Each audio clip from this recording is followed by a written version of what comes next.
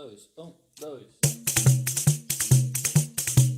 Meus cabelos de crina de cavalo brabo que não se doma, enfeitados e adornados com plumas de pavão misterioso, plumas de pavão de Cristo na maravilha, vixe Maria, mãe de Deus, ai nos meus olhos de arpia, que passam e se aninham na minha língua jiboia do povo do Urucum, do oco que vira dragão, quando se confronta com a solidão, e a minha voz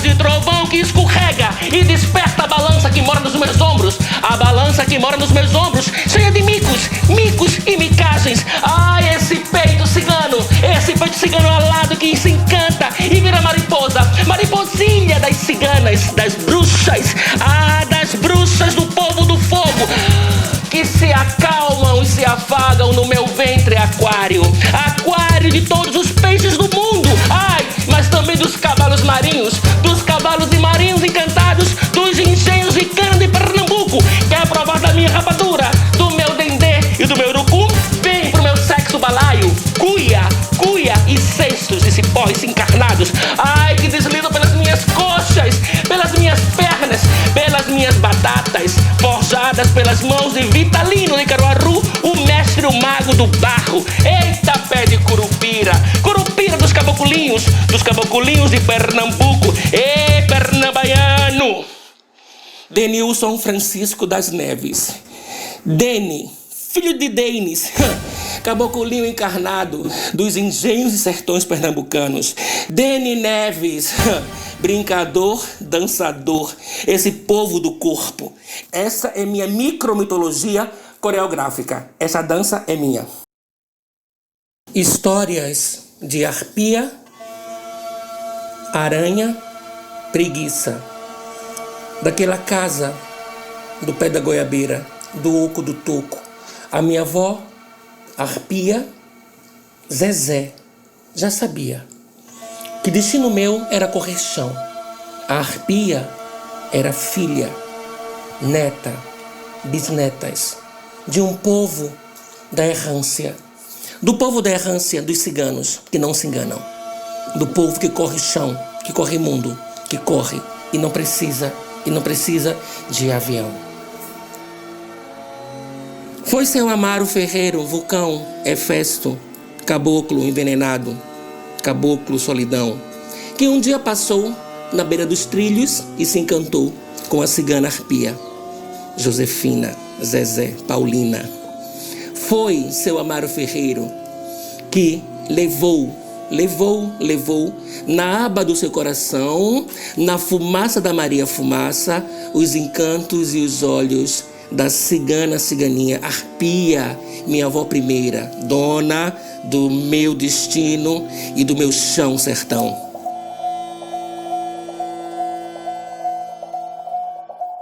Azogue, beladona, trombeta, cachaça, pitu com pólvora e chumbo. Essa é a bebida do encantamento e da encantaria. Um dia eu tomei e embarquei numa viagem. Uma viagem sem retorno. Encontrei meu ventre aquário. Foi numa viagem de azogue que eu vim pra Bahia a primeira vez, dançando em cima de um trio elétrico envenenado, Asas da América, o primeiro trio elétrico de Pernambuco que topou colocar a dança em cima dos seus trilhos. Para mim, era o vagão do meu avô Amaro. Mas a minha história primeira de dançador brincador para uma multidão foi em cima de um trio elétrico que correu lá de Pernambuco e veio brincar no interior da Bahia. Ai, Salvador, ai, minha mãe que me acolhe, minha mãe que me deu ventre de muitos peixes, minha mãe que nunca me deixou esquecer que eu sou do povo do cavalo marinho.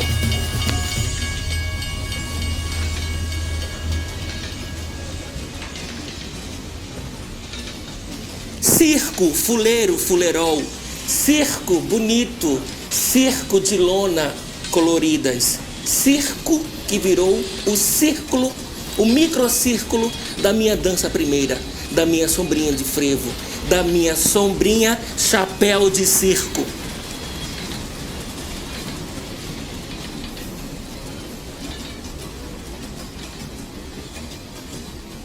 Depois do açougue, lendo a palma da minha mão, eu virei jiboia. Jiboia serpente. Jiboia que não é cobra. Jiboia que é muito mais gente. Gente do povo originário. Jiboia, animal encantado do povo do oco do mundo. Jiboia que me levou para as ladeiras de Olinda. Jiboia que me fez brincar de maracatu rural. Jiboia que nunca me deixou esquecer minha sombrinha nave espacial. Minha sombrinha disco voador, que de tanto rodar girou, girou, girou, girou, girou e aterrissou no coração da Bahia de todos os santos, encantos e axés. Meu frevo é banhado de dendê e dengo, dessa mãe puta, dessa mãe Bahia, dessa mãe que me escarna, dessa mãe que me reencarna, dessa mãe que todas as vezes que quer me castigar, lembra que o meu destino era ser circo, vagão, solidão.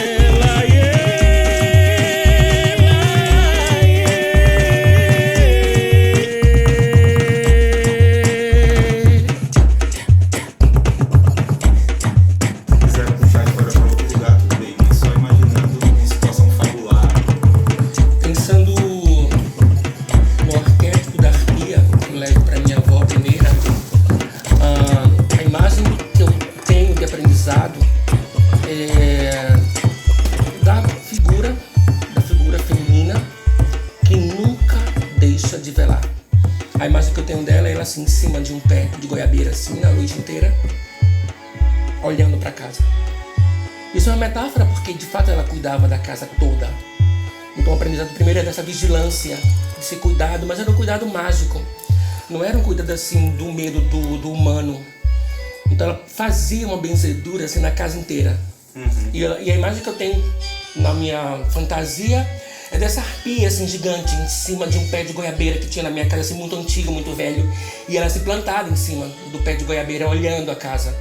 Foi ali também que ela pegou todos os umbigos dos irmãos e jogou em cima dessa casa. Então a gente tem uma coisa muito forte com a casa que a gente nasceu.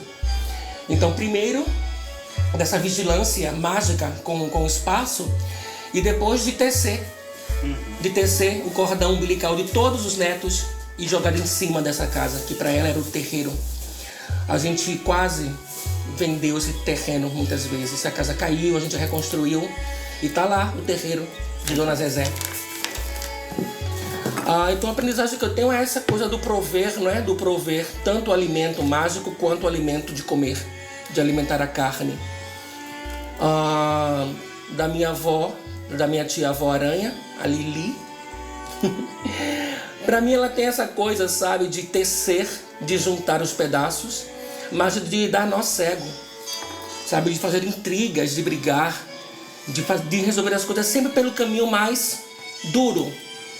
Parecia que ela tinha prazer nisso, em tecer, amalgamar, dar nó, mas era sempre o nó cego. Então o que Dona Lili fazia, ninguém desmanchava. Então eu tenho essa imagem dela de aranha mesmo, assim, de tecelã, de juntar, sabe, os pedaços da família. E de uma maneira também as coisas muito bruta, muito da intriga. Então tem esses dois aprendizados. Da vigilância, do mágico, do prover o alimento sagrado e também o alimento da carne, da minha avó Arpia, da minha tia-avó Lili. Tem essa construção mesmo de tecer histórias. Acho que eu herdei um pouco dela, de contar histórias e dando nós cegos nas histórias, também de inventar um monte de coisas outras da minha cabeça. Ela era uma figura muito imaginativa, assim, tem uma cabeça muito enluarada. De aranha mesmo, sabe, assim, de tecelã. Acho que o aprendizado é esse. E uma coisa que eu também acho bonito, de ensinar a todos os netos, sobrinhos, que a gente não precisa de ninguém para viver. A gente se vira sozinho. E eu aprendi isso com essas duas, assim, a gente nunca deixou de conquistar ou de ter o que era preciso ter. Tudo do quintal.